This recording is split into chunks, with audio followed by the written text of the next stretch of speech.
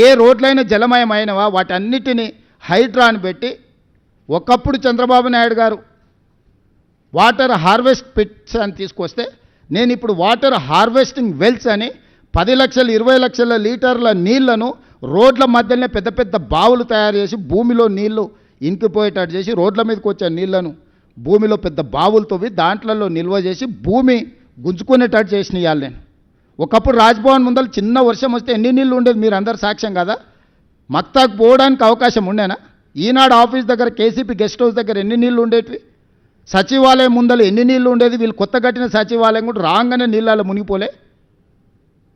ఇవాళ ఎక్కడైనా ఇంత పెద్ద వర్షం వస్తే ఎక్కడైనా నీళ్లు నించున్నాయా? ఇవాళ హైడ్రాను పెట్టి, హైడ్రా మీద ఈగల్ ఫోర్స్ మీద కంకణం కట్టుకున్నాడు కేటీఆర్, ఎట్లయినా వీటిని బంద్ చేయించాలని. ఈగల్ ఫోర్స్ ఏమో గంజాయి డ్రగ్స్ వల్ల సంగతి తేలుస్తుంది.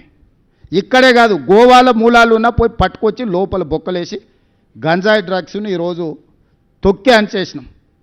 హైడ్రా ఈరోజు ఏండ్ల కొద్దీ పార్కులు, ప్రభుత్వ భూములు, వేల కోట్ల రూపాయలు, దాదాపుగా 50-60 వేల కోట్ల రూపాయల ప్రభుత్వ భూములను ఈరోజు హైడ్రా కాపాడింది.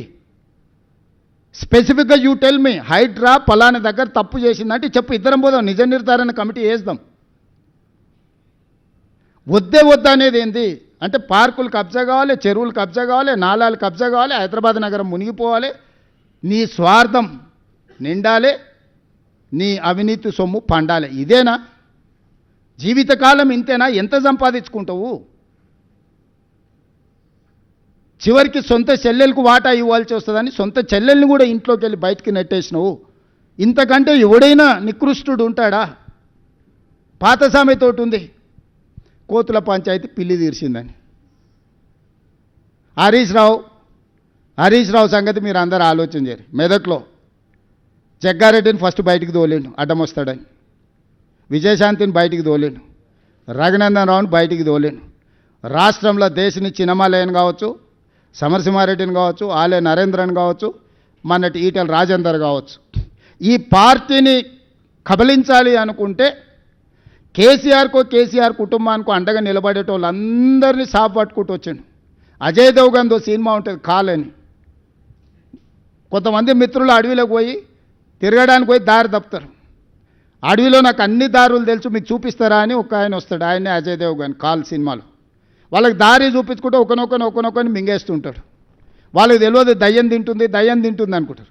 చివరికి అర్ధరాత్రి పూట బావిలో నీళ్లు తోడడానికి వచ్చినప్పుడు వీడు నేను తోడిస్తే దాని వస్తాడు. తోడితే చూస్తే వీడి నీడగా అనిపిస్తుంది కానీ వాడి నీడగా అనిపిస్తుంది. అప్పుడు గుర్తుపడతాడు, ఓహో దయ్యం ఇది ఉందని. పక్కనే వండుకుంటూ ఒకనొకని మింగుకుంటూ పోతుంటాడు కాల్ సినిమాలో అజయ్ దేవగన్. హరీష్ రావు కూడా అదే రకంగా కేసీఆర్ పక్కన చేరి రేపు ఈ పార్టీని కబలించడానికి అడ్డం వచ్చేటోళ్ళను, కేసీఆర్కు అండగా నిలబడేటోళ్ళను ఒకరొకరిని సాఫ్ చేసుకుంటూ మొత్తం హిస్టరీ చూడండి.